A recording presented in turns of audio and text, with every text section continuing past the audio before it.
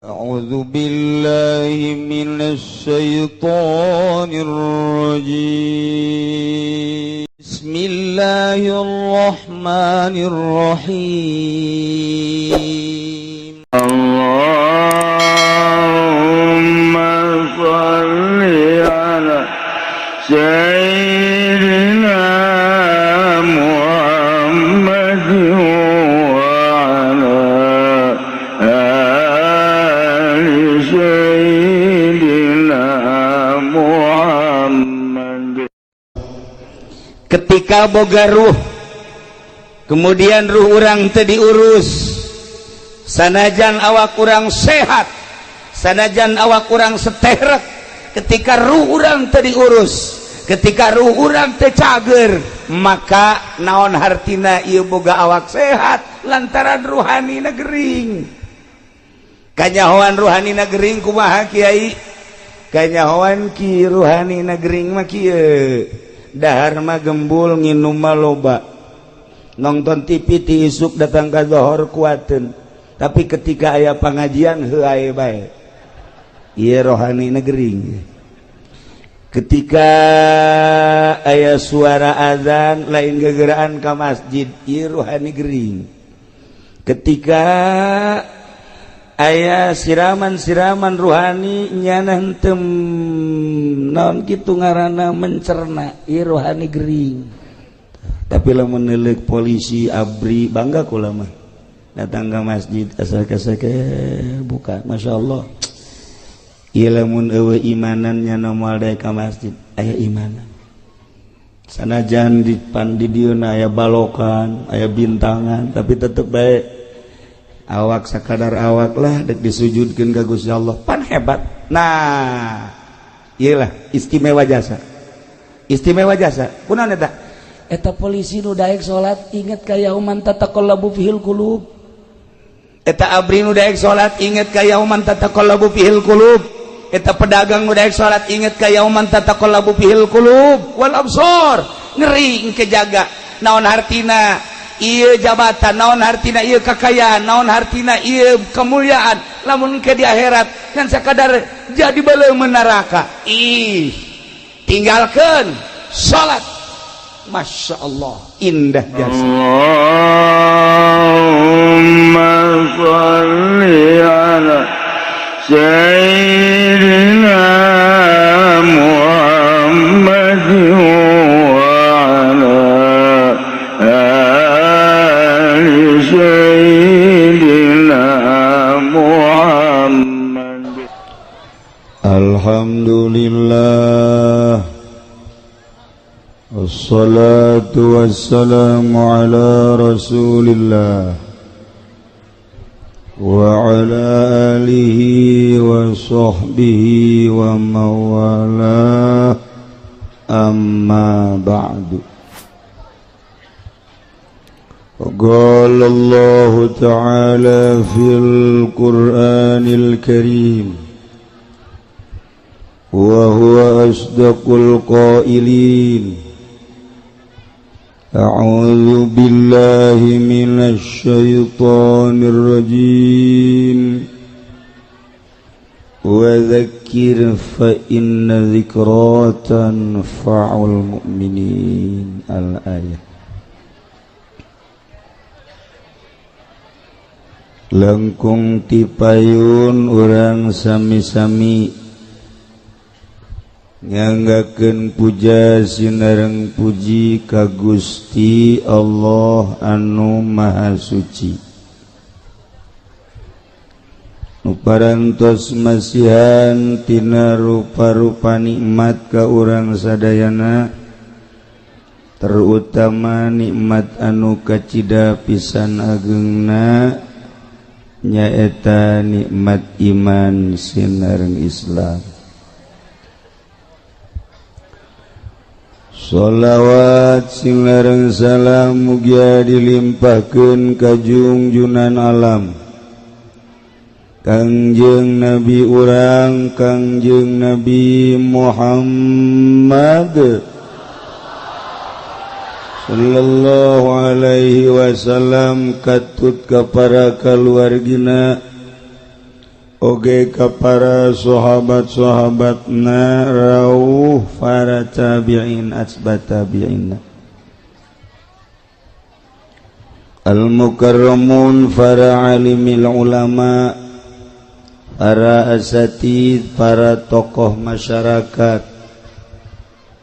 bil khusus ke kesepuhan orang di dieu Kiai Haji Muhammad Ilyas oge anu sok katingali di Cilongok Kiai Haji Madhali tur seueur-seueur deui para kiai para ustaz urang doakeun mudah-mudahan para kiai diparanjangkeun umurna dibere sararehat jang nanjeurkeun agama Allah Subhanahu wa taala. Urang doakeun deui nu lain kiai mah mudah-mudahan ulah ulah teu aya kapolsek marahnya na.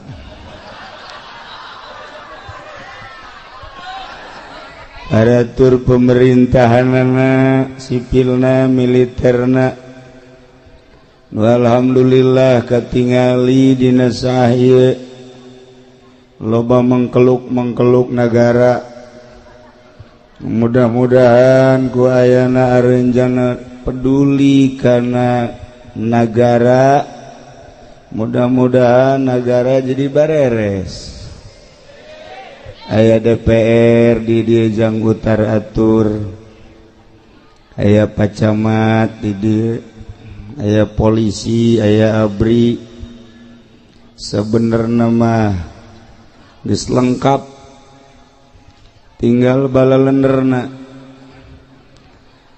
nu kadenge ku urang bupati aya camat aya lurah ambal aya polisi loba nu kadenge maling malulu di negara nu kadenge ya nu kadenge kabeneran di Bogor mah bupatina keur masantren mudah-mudahan keluar di pondok pesantren jadinya jurig tapi santri nama santri orang santri ge waya maling mah maling baja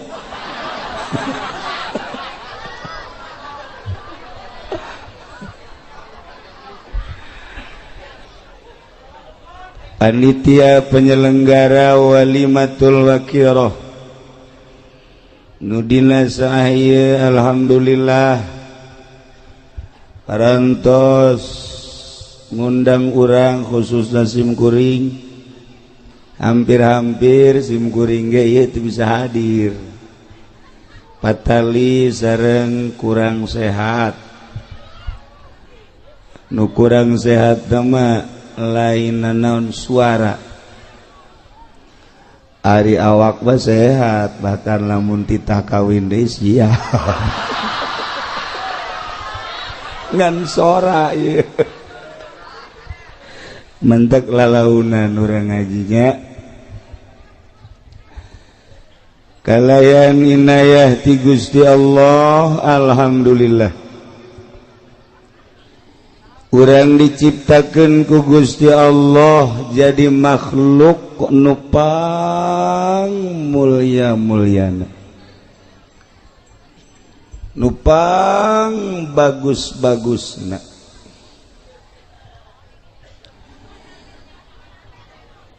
kamulyaan jeung kabagusan makhluk Allah nu ngaran manusia lantaran didukung ku dua kekuatan anu optimal hiji kekuatan fisik nomor kedua kekuatan ruhani lamun manusia geus kabogaan dua kekuatan nu dua eta ngelehkeun malaikat kekuatan fisik manusia sangat menonjol menonjol dina harti kabagusanana resep jasa orang lamun ningali hiji awewe jangkung lenjang putih gelis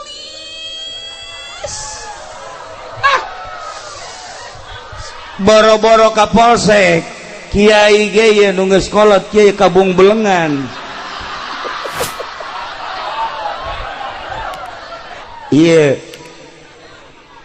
fisik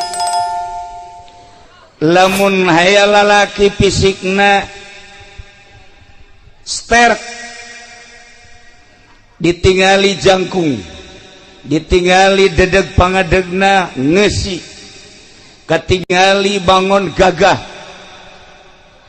ieu keur carita fisik awewe mana nu teresepen ka lalaki model kitu dibalikeun deui lamun aya awewe anu boga dedeg pangadeg model tadi lalaki mana anu teresep berarti postur ieu sangat mendukung eueuh hiji nabi anu ku Gusti Allah diciptakeun kuluya pelaya eueuh lamun urang nyaritakeun Kangjeng Nabi urang nomor hiji lamun urang nyaritakeun Kangjeng Nabi Musa gagahna kabina-bina lamun urang nyaritakeun Kangjeng Nabi Ibrahim luar biasa urang nyaritakeun nabi-nabi nu lain Rasul Allah diutus ka dunia jang dakwah ngajak umat teh nomor kahiji fisikna gagah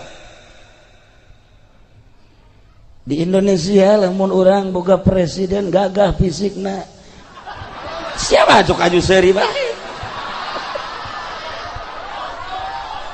maksudnya lamun diajak perang kamari bae misalnya orang boga presiden kos SBY kemudian SBY ngajak perang moal dingkekeun deui siap sebab urang geus nyaho dadaekna ketika Pak Harto jadi presiden Pak Harto ngajak perang siap ketika moal diteruskan bae ngomongna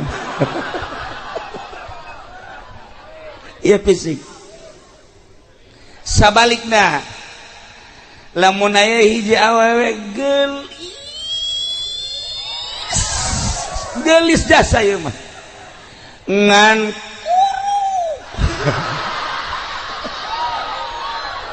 ieu mah keur carita gelis ngan kuru ulah nanya ka polsek ieu bae kiai yai daek henteu awewe gelis ngan kuru tuh embung sebab ceknya naon cekeleunana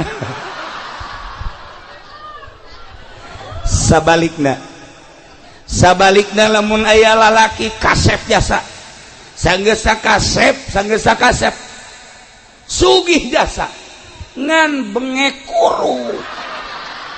kuru jasa ieu mah kasep aya di nyana sugih aya di nyana kuru jasa tanyakeun ka awewe ulah anu ngora nu kolot we daek tembung cek nyana tuh boro-boro jero na luar lagi kos kitu moal daek da ieu fisik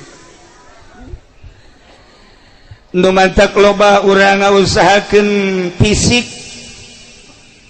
fisik urang teh diolah dengan berbagai olahraga memang dititah ku Gusti Allah sehingga gagah awak urang sehingga sehat awak urang sehatna awak urang teh dicoba ku urang aya nu nyupiran kontainer ti Cilejet datang ka Surabaya bolak-balik kuat teh tarolah meureunanan jadi supir mah urang dieu mah jarang eta tah Maluku urang dieu mah ngawaluku sahektar ku sorangan bae siapeun jasa macul ti isuk datang ka zohor istirahat sakedeung macul deui datang ka asar kuateun lantaran sehat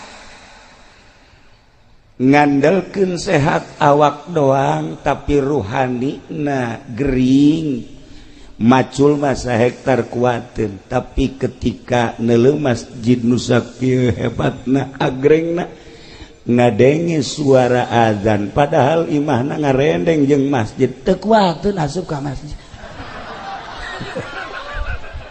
teu kuateun Pak Kapolsek aya di dieu soteh lantaran fisikna sehat ruhanina sehat kuari wallahu alam isuk mah keur carita ieu mah wadiannya nah. Tapi lamun urang ngebogaan fisik doang sehat ruhanina teu sehat mual bisa urang ngadengkeun ayat suci Al-Qur'anul Karim, mual bisa urang nyaritakeun tentang kalam-kalam ilahi, nyaritakeun tentang kalam-kalam Kangjeng Nabi, nyaritakeun tentang kalam-kalam ulama, mual kuat mantap urang eusian geula ruhanina supaya ruhani ieu sehat. Lamun urang ngabogaan ruhani sehat ditambah ku jasmanina sehat, urang Irak kita perang ngalawan Amerika lantaran fisikna jeung ruhna sehat siapeun. Urang Suriah lantaran sehat fisikna jeung ruhanina ngalawan Amerika siapeun. Urang Turki ngalawan Amerika siapeun. Urang Indonesia waktu perang lantaran ngabogaan sehat awak jeung ruhani siap ngalawan Belanda. Kuari lamun urang diserang ku Amerika, urang ya kuari diserang ku Amerika, nggak bogaan fisik doang, ruhani negering, moal kuat perang kajian kukumaha, moal kuat perang, emang perang ku senjata aja lain, perang mah cek Kangjeng Nabi teh kudu ku keyakinan jeung keimanan, keimanan jeung keyakinan, kakarak perang ngalawan kafir siap. Urang kuari mah yang mun ngalawan kafir teu kuat. Moal kuat lantaran ruhanina, kanyahoan ruhanina kurang balener lantaran saeutikna nu masantren. Di Indonesia kuari santri lamun dihitung santri salapi ngan saukur 9 juta. Sa-Indonesia santri salapi numurni 9 juta. Sedangkan rakyat Indonesia aya sekian ratus juta, teu aya 1% acan, tina 250 juta behelanan kuaringan saukur 9 juta sabaraha persen? Sabaraha persen? Tuh kan, eta nu 9 juta santri teh nu ngaji setengah. 9 juta setengah taruhlah 5 juta nu ngaji 4 juta henteu. Ngan di pondok doang haju nu ngaji tarolah merenana nu 3 juta bisa anu 2 juta henteu, nu 3 juta bisa ngaji nu ngamalkeun bagi 2 1,5 juta, 1,5 juta nu ngamalkeun alhamdulillah aya sanggeus jadi kiai boga santri loba, aya DPR asup kadinya, aya bupati asup kadinya, DPR asup ka kiai, bupati asup ka kiai, camat asup ka kiai, gubernur asup ka kiai, eta teh hama wereng. Kiai kaasupan ku hama, ulah bangga kiai deket jeung bupati, ulah bangga kiai deket jeung gubernur, muncan bisa eta teh ternyata horenganan penyakit nu obatna. Nah, ya santri nu 1,5 juta nu jadi kiai, kuari naik panggung, hidup rahmat, kankernya neta kiai. Jadi tinggal kuari 500 kiai, sa-Indonesia 500 kiai. Moal kabetrak kuari lamun perang, moal kabetrak. Nah, gitulah para jamaah kaum muslimin wal muslimat rahimakumullah, dengan 2 kekuatan fisik jeung ruhani insyaallah urang bisa wauh jeung Allah, dituduhkeun ku Kangjeng Nabi urang, nu dilanjutkeun ku para sahabat, diteruskeun ku para tabi'in, atba tabi'in, para aulia-aulia Allah, kabelah dieuna ku para kiai-kiai nu geus wauh jeung Allah Subhanahu wa taala. Nu nuduhkeun ka Allah mah kudu jelema nu geus wauh ka Allah. Moal anggeus nuduhkeun politik jelema teu apal politik. Moal beres jelema nungtun ekonomi lamun nyanana teu jaho ka ekonomi. Moal beres jelema nyaritakeun budaya mun jelemana henteu apal budaya. Moal nyaho jelema nungtun ka Allah moal bisa mun encan nyaho ka Allah. Kuari urang neangan penuntun nu nyaho ka Allah hese. Gitulah para jamaah kaum muslimin wal muslimat rahimakumullah. Ketika boga ruh, kemudian ruh urang teu diurus, sanajan awak urang sehat, sanajan awak urang seterek, ketika ruh urang teu diurus, ketika ruh urang teu cager, maka naon hartina ieu boga awak sehat lantaran ruhanina gering. Kanyahoan ruhanina gering kumaha kiai? Kanyahoan ki ruhanina gering mah kieu, dahar mah gembul nginum mah loba, nonton TV ti isuk datang ka zohor kuateun, tapi ketika aya pangajian heuh aya bae. Ieu rohanina gering. Ketika aya suara azan lain gegeraan ka masjid, ieu rohani gering. Ketika aya siraman-siraman ruhani nyana henteu naon kitu ngaranna mencerna, ieu rohani gering. Lamun ibu boga salakina gagah, fisikna bagus tapi ruhanina ieu teu cager. Ketika ibu dikekepan ku salaki, salakina tilok salat, eta berarti ibu dikekepan ku nu boga ruhani na edan.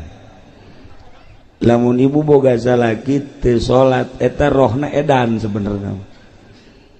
Sarua salaki mun boga pamajikan teu salat, eta ge sarua rohna edan.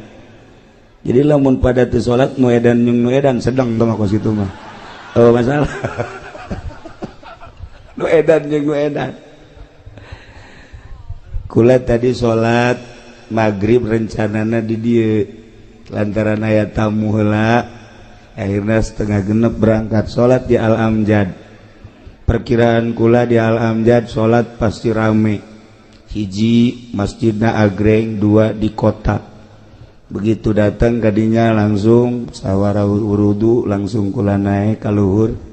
Imamna suarana bagus, wawuh kula ge imamna. Makmumna dihitung aya genep. Salat maghrib tadi di Al-Amjad genep, imam makmumna genep, jeung imam 7. Masya Allah teu nyampe 10 aja. Ya Allah ya Rabbi, da berarti kan gering eta ruhanina.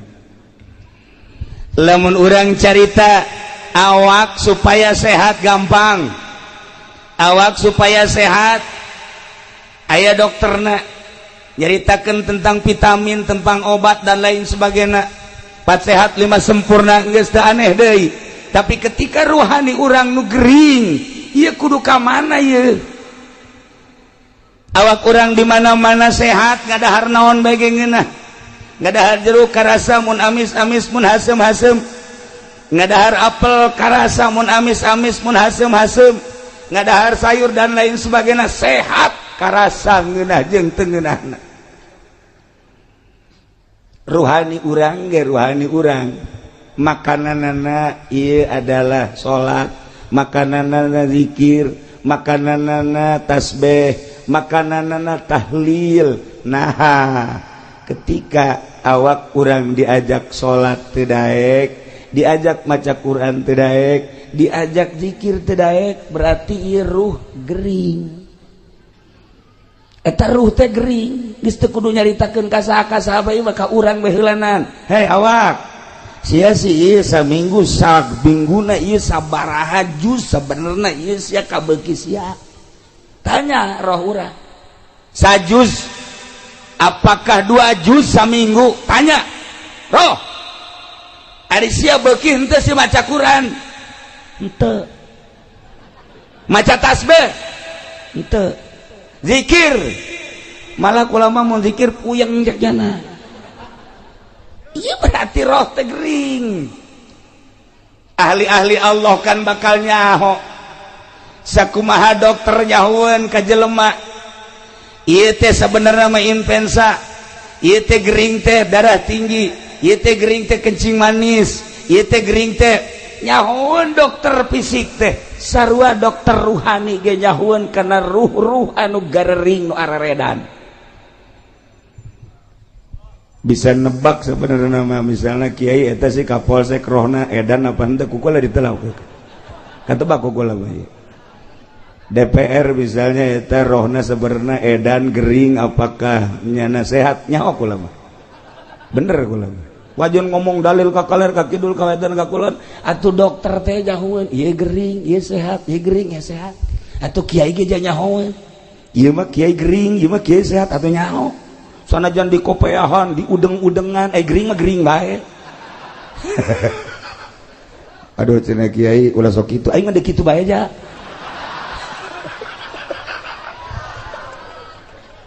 gering Masya Allah lantaran iya bupati BG bupati datang na ka kiai lain rek ngaji gubernur datang ka kiai lain rek ngaji camat datang ka kiai lain rek ngaji ndek ngajakan kiai diajak ka lembahnya na kiai dek diajak ka urusannya na nu mantak moal bener-bener pemerintah mantak kurang mawani di Tangerang teh lamun aya pejabat teu ngaji kukula mah ka dieu sia ieu sia datang ka aing teh aing diajak ka siapa sia ku endek ka aing ayo gerang kula wani lamun aing dek diajak ka sia sabaraha duit sia endek merena ka aing tuh tungtungna mah akur jeung urang dieu lamun teu wani kitu mal beres-beres nu mantak alhamdulillah PNS Tangerang mah ngaraji, camat nu ngaraji lain seetik, lurah ngaraji lain seetik. Alhamdulillah Jakarta ngaraji lain seetik. Cuman DPR Bogor doang nu teu deuk ngaji goblok. Kaditu ini dia mah ngaji ini dia mah. Nu mentek bupatina ka kula mah sieun di Tangerang. Sebab kula mah carekan bae. Bupati los. Namun deuk gelut-gelut tapi duaan. Bawa budak manya yang mah gelut keur carita yuk urang babarengan ja DPR ge engke mah pae ja bupati ge engke mah maot ja gubernur engke mah modal presiden mah geus lain modal koit kiai sarua koit beusi ka aing ditangkap sia ka presiden koit kiai ge koit goblok sarua pada pae koit nah ketika pae awas awak nu ieu roh nu ieu nu bakal berhadapan jeung Gusti Allah bakal ditanya sabaraha umur maneh di dunia ku aing dibere cek Gusti Allah digunakeun naon umur sia digunakeun naon mata sia ceuli sia irung sia sunggut sia beuteung sia suku sia jeung leungeun sia dek lumpat ka mana ketika urang diadili ke hisab garana di hareupeun Allah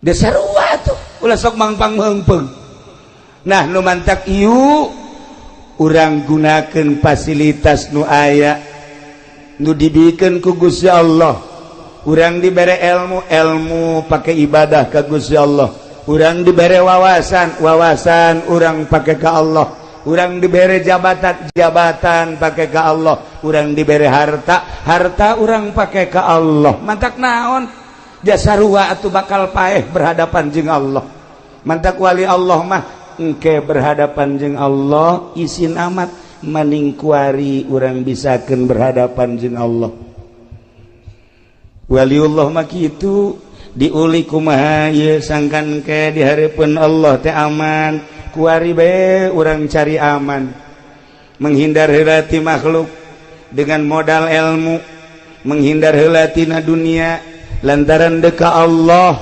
ketika orang menghindar ti makhluk jeung dunia hiji bae nu ditingali Allah ketika geus datang ka Allah bakal seuri sorangan bakal indah hirup baheula keur zaman Gus Dur kuari zaman Habib Lutfi Habib Ja'far urang mun ngobrol jeung Habib Lutfi kuari ti mimiti ka harti datang ka tepati ka harti datang ka teu ka harti ke kadituna sering datang ke Cilongok ngobrol ieu ge marilu tajung nu karya marilu cenah ge ngobrol bangsa setengah jam mah masih ka harti keneh ilu seuring cenah ge hahaha naik bae bangsa geus sajam nyana geus kikian we isi naon nu diobrolkeun cenah ku kiai nyana geus heuai deui kiai ongko heuai bae tolol terus naik asal geus sajam setengah 2 jam geus kararieu bae terus si naon diobrolkeun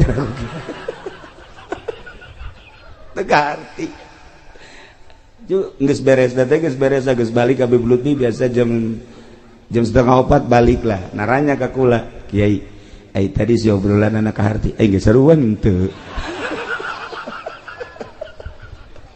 resep doang resep lamun nyaritakeun ayat dimimiti dinahuan dibilagahan datang ke rahasia datang ke lumpat rahasia tek bleu masya Allah otak dibere kos kitu ku Gusti Allah ya Rabb baheula keur jeung Gus Dur ketika ngabahas tentang ayat nyana jago jasa tak plek ya Allah ya Rabb kitulah ahli-ahli Allah. Nah para jamaah kaum muslimin wal muslimat rahimakumullah ialah awak urang nu ku Gusti Allah dibere anugerah seperti kieu contona ruhani teu kadeuleu ai lain ku ahli nama tapi urang bersyukur roh urang wauheun jeung Allah lantaran urang maca 2 kalimat syahadat maca kalimatun thayyibah la ilaha illallah cukup sakitu ge ku maca syahadat maca la ilaha illallah paeh sorga beuh mantep biasa teu kudu salat cenah kiai deuk salat teh henteu pokona asal maca la ilaha illallah sorga buah tuh kos kitu baca teu kudu salat atuh lo saya mah teu ditahan salat nu penting mah asal maca la ilaha illallah ka sorga sakitu bae engke cenah eta di akhirat aku mah itu urusan di akhirat aku masih ya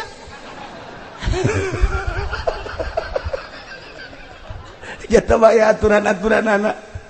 Nah urang kuari dibere ilmu ku Gusti Allah macem-macem nu aya di otak urang ketika urang neuleuh lapangan lega kemudian aya gawangan ilmu urang nanya ka urang cak urang teh ieu eta si paranti naon mun urang neuleuh lapangan aya gawangan ditanya ku urang ari eta tempat paranti naon jawab pasti paranti maca sholawat tuh seri berarti pinter kan lain paranti main bola ketika urang berangkat deui ningali euy kantor balai desa wah iya di dieulah berarti aya lurah di dieulah aya RW aya RT tempatna di dinya ieu kantor balai desa bertanya-tanya kan di otak urang aya teh si tempat naon sih kantor balai desa oh paranti maca Quran gideg lain berarti kan paranti ngurusan SPPT lumpat deui urang ka kota ka Bogor aya dinya kantor DPR. Wih, bertanya-tanya di benak hati orang, ai eta kantor DPR teh paranti naon eta beuh paranti zikir. Cakate urang lain, paranti naon ngurusan rakyat. Maksudna ngurusan rakyat geus ulah diteruskeun sia nu nyaho. Otak urang teh leumpang. Ketika lempang deui ningali aya bangunan di dinyana majelis taklim oh iyalah tempat paranti main gapleh ya lain otak urang jalan lempang lain paranti ngaji liwat deui ka ditu wow Kapolsek mah ialah tempat polisi di jerona setan jeung jurig belum ditangkepan kan kunyana ya jurig tangkap setan tangkap asupkeun ka dinya manteng nyana mah kuat berhadapan jeung setan jeung jurig sebab nyanana pernah jadi setan manteng kuat nyana mah tuh oh masalah itu urang lewat polsek nyaho urang. Nah ketika orang lewat ningali bangunan seperti itu benak hati orang bertanya-tanya aya eta si bangunan naon oh masjid tanya deui paranti naon sih eta masjid wallahu alam goblok sia teu nyaho ka masjid tanya otak urang teh tanya aya teh bangunan naon masjid paranti naon bejana mah paranti salat bejana kunaon emang nu mentak bejana aing can pernah kadinya. Jadi setiap neuleuh naon bae leumpang otak urang nu mentak lamun di negara ieu teu rapi-rapi bodoh lantaran otak urang leumpang setiap neuleuh naon bae ge leumpang neuleuh ieu ieu naon peruntukanna naon ieu naon peruntukanna naon ieu naon peruntukanna naon atuh leumpang nu mentak urang dititah tafakur ge dina ilmu thariqah teh aya khidmat aya tafakur aya zikir aya muraqabah aya muhasabah eta teh jang minterkeun diri supaya wauh jeung Allah urang teh bakal pinter geura ge ku tafakur ku mikir bae heula bakal pinter. Nah ketika urang ningali sosok ieu bangunan oh ieu masjid paranti naon paranti ibadah ka Gusti Allah wudi'a lis salat khususna diperuntukkan jang salat ieu masjid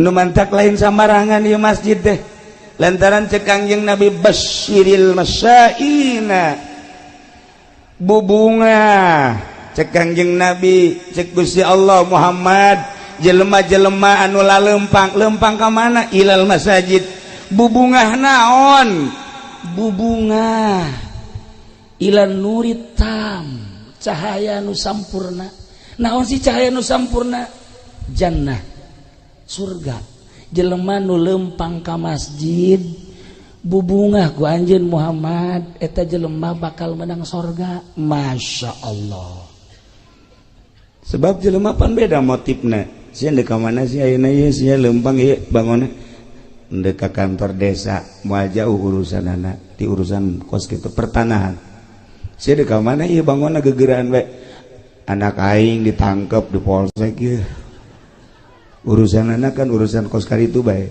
narkoba sia deuk ka mana ieu bangun rapi amat deuk ka masjid lain deui pan berarti kan deuk ibadah ka Gusti Allah sanajan sawaktu-waktu mah aya nu lain ibadah nu nyokot sendal doang gak masalah geus lah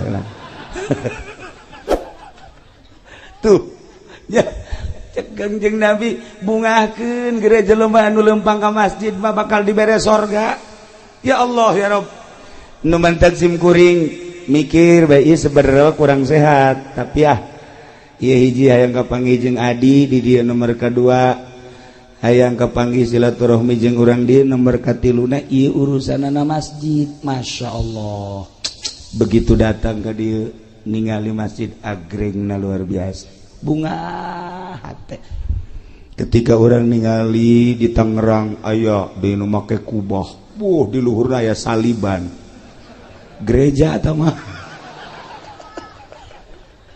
urang ningali deui di Tangerang ka belah itu ka barat aya bangunan nu gede ngan burung marakbak masya Allah kelenteng teh mah orenganan di Indonesia teh kompetisi aya nu ngabangun gereja teu eureun-eureun aya nu ngabangun kuil teu eureun-eureun aya nu ngabangun kitu kelenteng teu eureun-eureun aya nu ngabangun masjid teu eureun-eureun atuh nu ngabangun gereja moal umat Islam nu ngabangun kuil moal umat Islam pasti umatna masing-masing nu ngabangun masjid dia moal orang Kristen nu ngabangun masjid pasti umat Islam innama ya'muru masajidallah man amana billah wal yaumil akhir moal orang Kristen lu ngabangun masjid mah pasti jelema nu iman ka Allah nu iman ka yaumil akhir wa aqamas shalah jeung nu ngadirikeun shalah wa ataz zakah iyalah jelema asal daek bangun masjid berarti deuk nembongkeun iman nu aya di dadana sebab cek Kangjeng Nabi al masajidu buyutullah masjid adalah imah Allah tudi'u li ahli sama caang jang ahli langit kama tudi'u sakumaha caangna nujumus sama li ahli ardi lamun malaikat nu aya di alam malakut di luhur ningali kahandap kieu loba nu cararaang eta teh masjid-masjid jeung musola-musola sakumaha urang lamun urang ahli bumi ningali ka langit begitu ningali ka langit loba bintang-bintang, urang ningali ka langit loba nu caraang di luhur langit bentang-bentang, malaikat neuleuh ka handap loba nu caang ieu adalah masjid-masjid. Malaikat turun neuleuh cacaang set ka masjid, blek culak-ceulek malaikat, mana imamna ye di deuleuh mana muadzina cek malaikat, di deuleuh mana makmumna. Malaikat turun di luhur. Ya Allah, cek Kangjeng Nabi tudiu li ahli sama, ieu masjid teh nyaangan ka ahli langit, turun nyana. Mentek ulah kaget lamun urang salat sorangan di masjid jam 1 jam 2 di dieu. Salat sorangan sholli Allahu akbar, engke aya nu ditukangan urang nyana milu Allahu akbar, ulah kaget eta teh malaikat milu jeung urang Allahu akbar, nyana ge Allahu akbar, urang geus rada empot-empotan isi malaikat apa nu tadi disolateun teh ye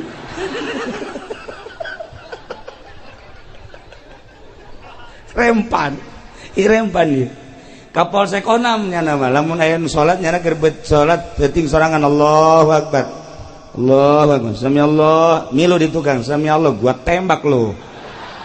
Emang setan bisa ditembak ya moal. Cek setan gua kentutin lo. Asana Kapolsek elek ku setan. Saya sih ada. Masjid tempat malaikat. Turun malaikat. Mentak loba nu teu kuateun. Ulah-ulah bangsa orang kampung, ulah-ulah bangsa santri, ulah-ulah ustad kiai salat sorangan jam 2 poekan di dia, poekan masjid poekan salat kiai mah kiai udang-udang nu gede geus, udang-udang na sagede roda Vespa, salat sorangan sholli sunat tahajud Allahu akbar, aya itu Allahu akbar dak milu baheuna teh kiai teh Allahu akbar, iya Allah Allah kiai kajian kumaha ge moal khusyuk dek ceuli datang ka khusyuk nyaho datang nyaho moal ka assalamualaikum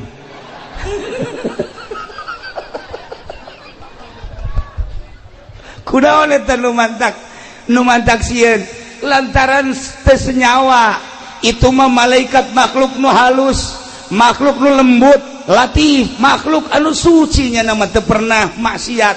Urang mah makhluk nu kasar, makhluk anu urang mah murokab, makhluk anu bungkeulekan. Bari jeung urang mah loba maksiat, ketika urang nu loba maksiat dibarengan dibaturan ku malaikat nu tilok pernah maksiat, moal kuat urang. Moal kuat kajen kumaha ge. Tapi ketika urang nanggeus teu maksiat, Kangjeng Nabi jol malaikat Jibril wawuheun, Kangjeng Nabi Musa jol malaikat Jibril wawuheun, Kangjeng Nabi Isa jol malaikat Jibril wawuheun. Kitu kene urang lamun geus wawuh jeung Allah jeung malaikat wawuh datang malaikat atuh teu sieun teu naon. Sakumaha dukun lantaran jana babarengan jeung jin, malah jin diondang pan kunyana.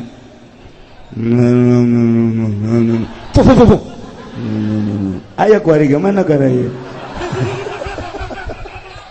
Lantaran senyawa jeung jin teu sieun ka jin. Nah urang lamun geus jadi hamba Allah moal sieun sebab geus biasa bahkan urang dibaturan dibarengan ku malaikat. Nah hayang datang ka kos kitu kumaha si kiai tenang. Ieu heulanan ieu teh bentuk bangunan masjid jang paranti ibadah ka Gusti Allah khusus jang ibadah nu mantak aya aturan-aturanana di masjid mah nu head teu meunang asup ka masjid, anu boga hadas gede teu meunang asup ka masjid, caritaan dunia teu meunang dibawa ka masjid, lamun dibawa ka masjid dilaknat ku Gusti Allah. Sucikeun masjid mah mantak beda masjid sok kaambeul ku ahli Allah mah.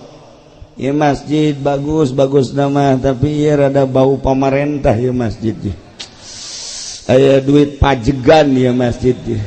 bangun haridang gajeng kaambe wae teh ku ahli Allah. Aya masjid murni ti masyarakat saaya-aya tiis masjid teh tentrem. Tapi lamun aya sumbangan ti pamarentah teu nyaritakeun haram jeung teu haramna asal katarajangan duit pamarentah bae masjid mah hareudang. Hareudang dipakena teh endekna heuai wae. Neangan juru masjid bae. Atau tihang ye itu pasti terberes itu atau ai kitu mah cenah kiai pangnebakeun mah ieu kira-kira na ka ambeun teu itu mah rahasia engke bae kula bebejana ka adik kula bae di itu mah henteu cenah kuari bae hayang nyaho ieu apakah aya eueuh duit pamarentahan ka ambeun teu ku kiai deja ka ambeun jasa ku aing mah cak ka ambeun emang teu ka apa tuh ka ambeun. Ya Allah ya Rabbi.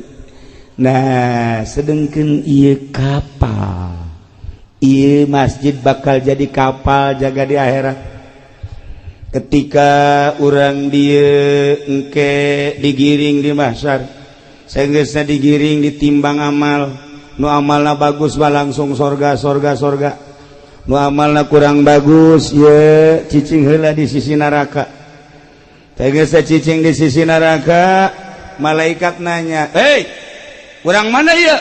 Si Lejet. Pimpinan saha? Ki Ilyas, Haji Iim Imadudin, adik kula. Cek malaikat dia kamarana cicing di dia, lain ka neraka bae. Embung panas. Atuh geura ka sorga. Teu kadeuleu jembatanna. Atuh sih ada kamarana ieu. Nyaho ka mana meureun.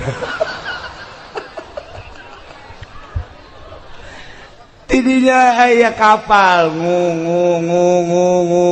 Nah masjid ternyata bakal jadi kapal aya merekna dirinya kapal naon ieu ngaranna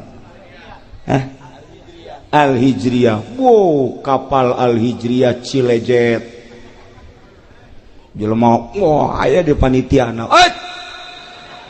tenanglah teu bisa sembarangan asup anu gede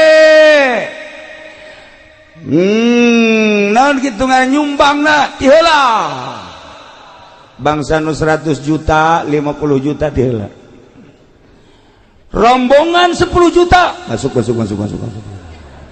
sada pinuh tah masjid rombongan 5 juta rombongan 1 juta aya ditungtung rombongan anu 500 nangkel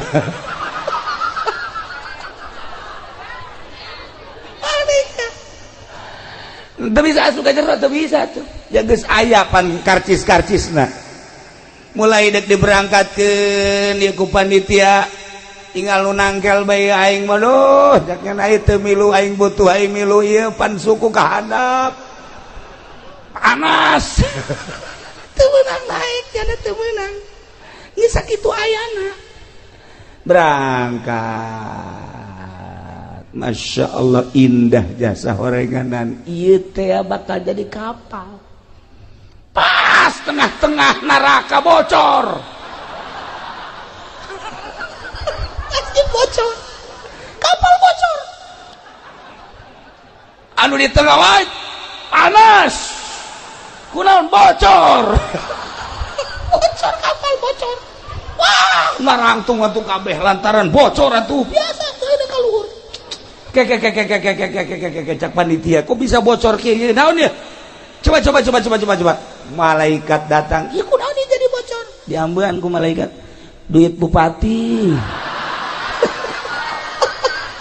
bocor masjid sakieu bagus dan ke bocor ya Allah ya Rabbi datang mah datang gak dihitungan harideung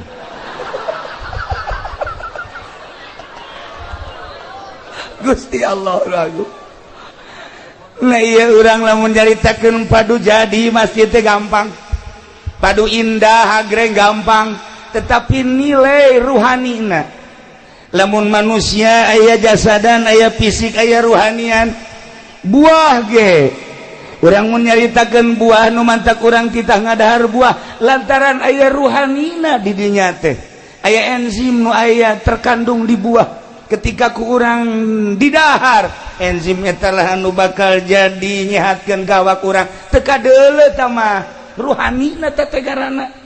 Masjid ge sakadar jadi mah gampang bae, proposal terus bae diaben-abenkeun, tetapi ruhanina masyaallah. Lamun baheula zaman almarhum abah kula aya tamu ti seberang ti Aceh, tamu terus ka Merak, ti Merak langsung ti mana ka Merak, ti ditu heula ti Bakauni ka Merak, ti Merak nyana deuk leumpang ka Cilongo ka abah, leumpang. Begitu leumpang dek salat ti Merak keneh dek salat, masyaallah ku Gusti dibukakeun hijab, asalnya ka masjid sakitu agrengna masjid kadeleuna loba kotoran tai teu jadinya. Berangkat deui aya mushola bagus, begitu asup ka mushola pinuh ku tai, terus bae leumpang nyana neangan mushola atau masjid anu suci anu bersih teu aya, ayalah nyempil di Serang aya masjid mushola jempil jore, begitu asup tah eta mah teu katingali kokotor didinya lah salatnya, didinya langsung leumpang deui ti Serang terus menuju Cikande kitu bae. Asal deuk salat ka masjid ka mushola selalu ditembongkeun ku Gusti Allah kotoran-kotoran. Datanglah ka Tangerang, datanglah ka almarhum abah kula, nyana nyaritakeun sepanjang Merak Tangerang Serang Tangerang seperti gitulah eta ke zaman harita. Wallahu alam mun zaman ayeuna aambean ahli Allah geus lain, dedengan ahli Allah mah geus lain. Kuari mah paronjang-ronjang ancul-anculan hanya sekedar zahir jeung zahir bae. Ieu lah tepati urusan ruhani. Lamun kiai ngurusan zahir jeung batin, lamun ustad ngurusan zahir jeung batin, lamun lurah ngurusan zahir jeung batin, lamun pemerintah ngurusan zahir jeung batin. Jadi titah kapan urang sebagai ulama jeung umaro titah berdampingan lantaran dua simpani eta, beres dua eta beres umat, teu beres nu dua eta moal ecreug umat. Di titah urang teh babarengan asal sahiji haluan ka Allah. Nu ngatur negara acak-acakan, nu ngatur agama moal beres. Jang pengaturan agama kiai, jang pengaturan agama politikus. Babarengan politikus jeung kiai nu tujuanana dek ngarapihan bangsa negara jeung agama rapi atuh. Kajian kumaha ge. Gitulah para jamaah kaum muslimin wal muslimat rahimakumullah. Nah ialah masjid buyutullah, imah Allah nu dina Al-Qur'an dijelaskeun fi buyutillah, fi buyutin adzinallah an turfa'a wa yuzkaru fiha ismuhu yusabbihu lahu fiha bil ghudwi wal asal rijalul la tulhihim tijaratu wala bai'un an dzikrillah wa iqamis shalah wa ita'iz zakah yakhafuna yawman tataqallabu fihi al qulub wal absar wallahu a'lam bimuradi. Fi buyutin, di bangunan adzinallah nu Allah ngizinan an turfa'a wa yuzkaru fiha ismuh titah diagungkeun dimulyakeun jeung disebut-sebut ngaran Allah. Allah teh nyebutkeun hiji bangunan nu silahkeun asma kaula disebut, asma kaula ditutur. Agungkeun bangunan eta, mulyakeun bangunan eta, jang paranti nyebut asma kaula, jang paranti nutur kaula. Naon eta teh? Masjid. Yusabbihu lahu fiha bil ghudwi wal asal. Silakan sucikeun Allah di masjid. Dek isuk dek sore. Terus teh aya eureun-eureunna paranti nyucikeun Gusti Allah ialah masjid. Urang beda wiridan di imah, salat urang di imah, sholli sunatul hajat, Allahu akbar, beres ngawirid urang. A'udzubillahi minasyaitonir rajim. Idz qala Yusuf li abihi ya abati inni ra'aytu 'ashara kawkaban syamsa wal qamara li sajidin. Baca 75, tiupkeun ke arah sarwiti. Fuh. Urang ngawirid di imah, angel. Tadi ijabah, coba di masjid. Sholli surat, Allahu akbar. Beres. Auzubillahi minasyaitonir rajim. Inni ra'aitu itu qala Yusuf li abi abatina. Nu kuduna 7 poe sarwiti kakarak daekeun 3 poe geus edan. Di masjid balain deh. Mata ku iridan di masjid. Dek jadi dek enten di masjid mah. Di masjid. Fi buyutin azinallah an turfa wa yuzkara fi hasbu yusabbihu lahu fiha bil ghudwi wal asal. Saha tateh anu kos kitu teh rijalul la tulhihim tijaratu wala bai'un. Jelema-jelema anu teu disibukkeun ku perdagangan, nu teu disibukkeun ku jual beli.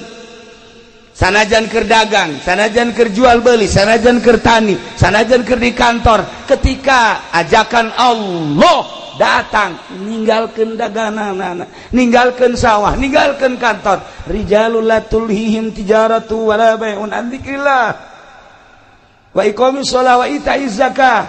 Kunaon sih make kos kitu? Keur di sawah ngadenge suara azan. Padahal keur macul.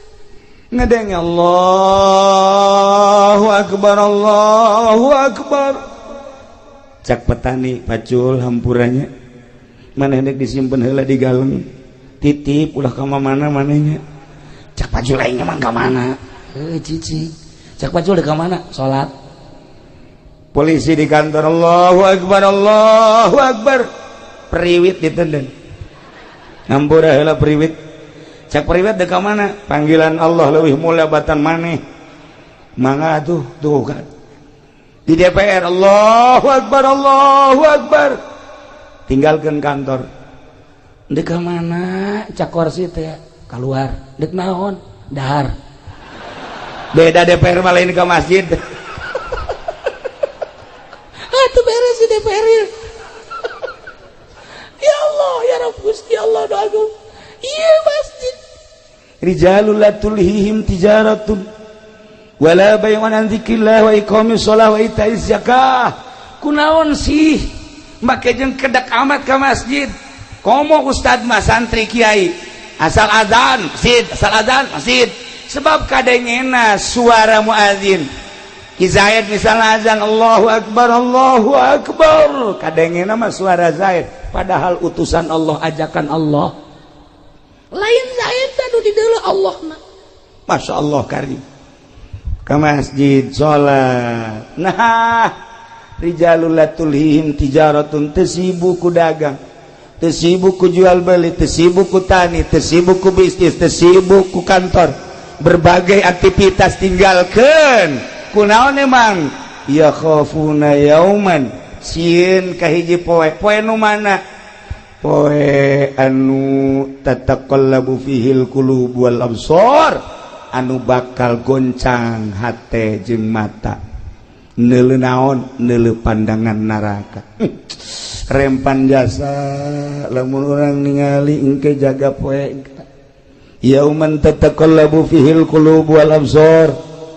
Nu mantak ahli Allah mah cepet ka masjid lantaran ingat ka yauman tataqallabu fihil qulub wal absar, neraka kiamat. Nu mantak para pejabat urang lamun di Jakarta ningali indah jasa ketika datang waktu sholat nyana teh mukaan sapatuna. Kula sering sholat di Tangerang, polisi dibuka sapatuna, kula kieu bae di sisi cek kula teh kiai mah teu kudu muka sendal jeung teu kudu make sapatu jeung make sendal babarieun. Kiih jatuh make calana tinggal wear doang panjang babari kan. Eta mun deuk kiih deuk naon ge kitu bae meureun, maksudna tinggal nyingsatkeun bae. Tapi lamun neuleuk polisi abri bangga kula mah datang ke masjid asal-asake buka, Masya Allah. Ieu lamun eueuh imanan nya moal daek ka masjid aya imanan. Sanajan di dieuna aya balokan, aya bintangan, tapi tetep bae awak sakadar awak lah dek disujudkeun ka Gusti Allah, pan hebat. Nah iyalah istimewa jasa, istimewa jasa. Kunaon eta? Eta polisi nu daek salat inget ka yauman tataqallabu fihil qulub. Eta abri nu daek salat inget ka yauman tataqallabu fihil qulub. Eta pedagang nu daek salat inget ka yauman tataqallabu fihil qulub wal absar. Ngeri engke jaga naon hartina ieu jabatan naon hartina ieu kakayaan naon hartina ieu kemuliaan lamun ke di akhirat kan sakadar jadi beuleum neraka tinggalkeun salat Masya Allah indah jasa tinggal orang ngaba bener salat nu rapi jangan ngaba bener salat mal aya di SD pernah di SD di Pagahan salat nu rapi di SMP beuki SMK beuki tawuran kabelah ditu SMA moal aya sugan di Trisakti aya ngaberesan salat di UGM sugan ngaberesan salat moal aya di UIN atuh guruna teu barisan salat maksudna salat nu asli anu tanha anil fahsai wal munkar sekedar kuka mah ambal aya salat leuwih. Nah makana belajarlah salat nu rapi di mana belajar salat nu rapi eueuh deui di pondok pesantren madak lamun jelema geus mondok geus sorga eta mah geus sorga tah mah sia di mana ya kuari belajar pondok mana pondok pesantren modern apa salap ieu budak mun hayang nyaho ibu-ibu jeung bapak-bapak ka penghuni sorga eta budak santri teh penghuni sorga eta mun hayang nyaho mun hayang penghuni neraka eta nu teu salat tuh ieu kuat gabeberes salat imimiti nyaritakeun caina kemudian syaratna jeung rukunna kemudian kabelah dituna terus dirapih datang ka indah nu mantap kaya jelema seorang sufi dahar nginum dahar nginum kuari geus eueuh jang dahar aya ge hiji-hijina baju dijual kunyana saeunggeus dijual ayalah nu meuli alhamdulillah pakai dahar duit ai isukna datang nu meuli na nganterkeun baju cekna Pak Kiai kula kemari meuli baju ti Pak Kiai mohon ieu mah nak dianterkeun deui emang kunaon lantaran ieu baju bolong cekna mentek kula mah teu narima ceurik tak Kiai ceurik lain lalagaan datang ke teu bisa diparepe ceurik we datang ke nu meuli Kiai hampura ieu mah dianterkeun bae tapi duitna mah teu kudu dibalikeun buki ceurik bae pan Kiai kudu kumaha ieu ceurik Kiai hampura ieu mah baju mah cokot bae ku Kiai duitna mah kajen teu kudu dibalikeun beuki ceurik bae ditungguan guna nangis aya sajamna kakarak reda Kiai hampura ieu mah baju lantaran teu kapake ku kula dibalikeun deui ka Kiai duitna teu kudu dipulangkeun geus bae ridho ceurik deui Kiai pan ceurik bae iki ceurik bae ditanya Kiai nu mantak ceurik kunaon sih lain yang ceurikan baju mah dibalikeun deui ka Abah Haji ka dieu dibayar deui insyaallah aya keur diridokeun bae masalah tapi lain eta naon tuh Kiai anu jadi masalah teh ieu urang lamun di akhirat beramal diangsongkeun ka Gusti Allah ku Gusti Allah dibalikeun ka urang teu ditarima percis kos kieu sedih jasa baju bae ge baju geus dibeuli dibalikeun deui sakieu sedihna kumaha engke lamun di akhirat amal-amal urang salat urang puasa urang zakat urang ngabakti dan lain sebagainya diangsongkeun ka Gusti Allah cak Gusti Allah ieu mah aya cela aya aib nu kos kieu mah aing teu narima los dang sia da kumaha coba teu pernah mikir urang datang ka dinya amal urang teh mun dibalikeun deui lantaran cela pikumahaeun nah kos kitulah ahli Allah mah ceurik teh lain nalegan ceurik Masya Allah kari kos kula nu sok dirongengkeun ku kula teh aya kiai boga pamajikanna opat hebatnya sapan tama kiai boy ilmu aya di nyana gagah aya di nyana pinter aya di nyana sugih deui opat pamajikanna ngan cak nyana teh kieu kulantaran opat gilirna nu ngagilir awewe jadi kiaina di imah bae mantep eta kos kitu teh Itu kapolsek geus hayang ngajan kumaha ge. Nyana makenan. Jadi awewe nu gilir supaya kayak kaditu balik, ka isuk ka dieu kayak balik. Aduh, nikmat jasa teh mah. Anugerah lain leutik-leutik anugerah teh mah. Barang penting ieu teu datang nu kolot. Ceukna ieu datang nu kolot. Pre malam ieu geus aing lah. Isu penting nu kadua, datang deui bae. Ceuh, datang. Katilu penting nu katilu teu datang deui bae. Kaopat penting nu kaopat teu datang deui bae. Je, cek kiai opat ku opat mah. Hiji-hiji acan kumaha oreng ieu ceuk. Nah, kebenaran di lembur eta anu ngariung. Nyana nyarita kan ngaranna ge kiai dibere waktu. Dulur-dulur sadaya geus beres ngariung. Nya nyaritakeun kepentingan nu boga imah nyana nyarita. Urang lamun boga pamajikan, kemudian pamajikan ngaladenan urang, eta teh sarua jeung ngabunuh Yahudi 70. Ganjaranna kumaha jasa. Sakali deui lamun pamajikan ngaladenan salaki sarua jeung ngabunuh Yahudi 70. Kadenge teh ku pamajikan opat teh mau horenganan lain leutik ganjaran ceuk. Masyaallah. Eta pas kiaina balik ngariung mulai nu kolot datang. Waalaikumsalam. Waalaikumsalam. Aya naon? Kula kabita ngadengin taju 70. Sakieu kula deuk ngaladenan kakak. Woi siap atuh sakieu. Der. Beres, balik nu kolot.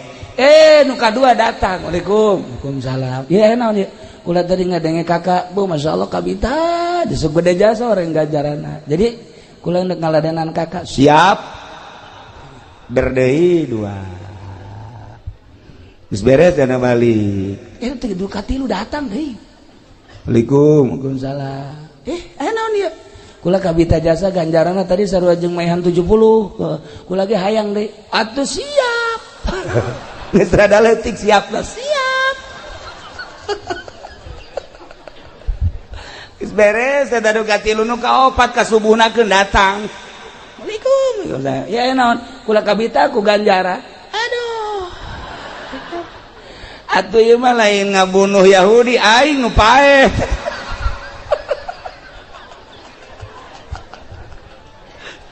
Ta eta kos karar itu.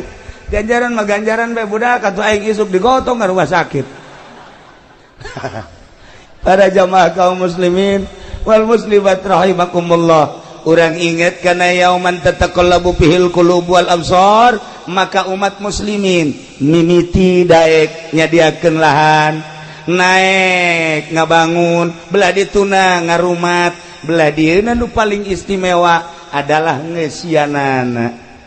Iyalah innama ya'muru masajidallah man amana billah. Mual Kristen nu ngaramekeun masjid, mual Yahudi nu ngaramekeun masjid, mual Buddha, Konghucu dan lain sebagainya, umat Islam lah nu ngaramekeun masjid. Tetapi ngaramekeun masjid mah butuh ruhani. Geus lamun ruhani na edan tetep bae mual rame ieu masjid. Nu ngaramekeun masjid anu ruhani na cager. Maka jangan ngaramekeun masjid, ruhani na tingkatkeun. Cara ningkatkeun ruhani ialah di pondok pesantren.